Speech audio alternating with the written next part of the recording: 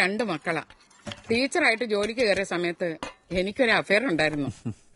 അത് ഫെയിലായപ്പോ ചെറിയൊരു mental shock. 5-6 മാസം ആശുപത്രിയിലൊക്കെ കിടന്നു. പിന്നെ മാരേജ് ചെയ്തില്ല. ഞാനിങ്ങനെ തനിച്ചായി പോവല്ലോ എന്ന് കരുതിയാവും അവനും കല്യാണം കഴിക്കാതിരുന്നത്. ആർമിയിലായിരിക്കുമ്പോഴാ അവൻ IPS എഴുതിയതേ. വലിയ കണിച്ചക്കാരനാ, എന്നാ പരമസാധു.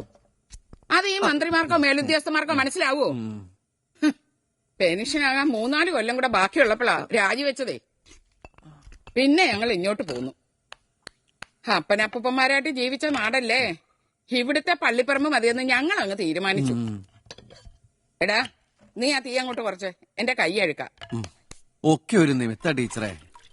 അല്ലെങ്കിൽ കുടുംബത്തിൽ പറഞ്ഞ ഒരു MCAക്കാരന് ഈ അടുക്കളയെ വന്നിരുന്ന് ഉള്ളിയരിയേണ്ട കാര്യമുണ്ടോ? വേറൊരു ജോലി കിട്ടാഞ്ഞിട്ടോ പണത്തിന് വേണ്ടിയിട്ടോ ഒന്നുമല്ല.